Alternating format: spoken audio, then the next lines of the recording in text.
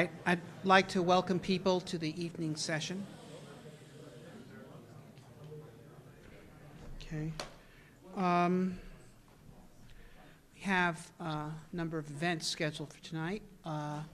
First being a panel discussion on what is the way ahead for NASA. Second being a discussion of the SpaceX and its plans for Mars. And the third being a set of movies, including shorts and then a long one, that show the history of Mars in film. This has been put together by Jerry Williams, who does a terrific job to give a picture of the change over time of humanity's view of Mars as depicted in film. But before we begin, I have a sad announcement to make, which is that Jerry Pournelle, the world-famous, deservedly science fiction writer, died last night. So I'm going to invite up Greg Benford, who knew Jerry quite well, to say a few words about Jerry.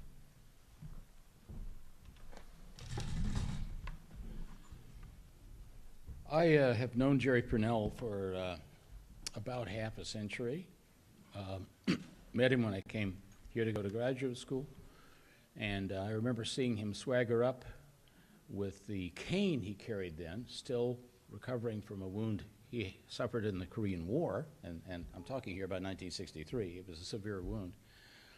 And he came up to me and said, you know, who the hell are you? His usual introduction, as it turned out, was, and I said, well, I'm from Alabama, actually, Jerry, but of course I knew him somewhat from his writing, but I said, so you're either from Texas or Tennessee, because they're approximately the same accent, because it was introduced by Daniel Boone and Sam Houston. And he said, you're the kind of man I should buy a drink, because you're the first guy who's ever told me that, because nobody knows that except people from Tennessee. That was his way of acknowledging that he actually was from Tennessee. He had 2 PhDs, and he taught at Pepperdine. He got tired of the academic swamp, which he called it. I'm cleaning this up somewhat. It was another word, starts with an S. And decided he would become a science fiction writer by writing military SF. Some feel that he along with Robert Heinlein, invented military SF, and I think that's a reasonable argument. At least Joe Haldeman believes it. And then he went on to become a collaborator with Larry Niven. They were remarkably matching talents, because Larry was good at ideas and some structure, but Jerry knew all the background and had a large idea about how novels should work. And so they wrote these gargantuan novels, although they seemed that big at the time, such as Mode in God's Eye and Lucifer's Hammer. Later, decades later, when I started writing, now 2 novels with Larry Niven, I discovered that I was playing the Jerry Pournelle role, weirdly enough, and Larry was the ideas and the interesting infrastructure. So I got to, in a sense, indirectly know Jerry Pournelle by having become his foil, as Larry called it. But he was always a great talker and had enormous insights, and as the 2 PhDs would suggest, he just knew a whole lot of stuff, and he would yank out of his memory military engagements of 1,000 years ago, complete with charts, if you asked. And so I found him an endless well of amusement. In fact, the last time I saw him was about a month ago. And as you may recall, he was to appear on a panel here last night. But he went to bed early, feeling not so bad. He had not come with Larry because he was feeling a bit off.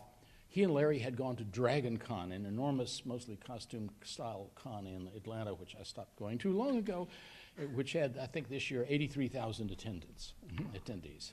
Yeah, right. It's like the Roman circus without the Romans. And he was feeling kind of down, so he didn't come here last night. And it turned out, Larry said, by the time we were on the panel in the evening, he had already gone to sleep, from which he never awoke. And I'm really going to miss him, because you always think, who are the really unique people in your life?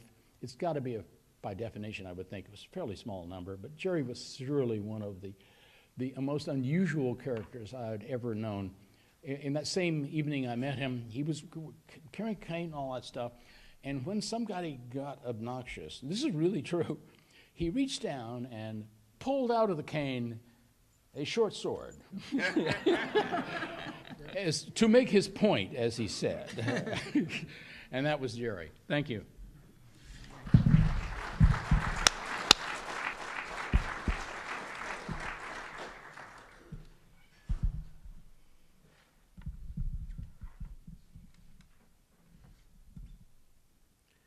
Reminds me, I was at the National Space Society conference in, I guess it was Chicago in 1989, if I'm not mistaken. And it was during that conference that Heinlein died. And Robert Forward, who was there, got up and delivered the eulogy. Closed it by reciting the green hills of Earth.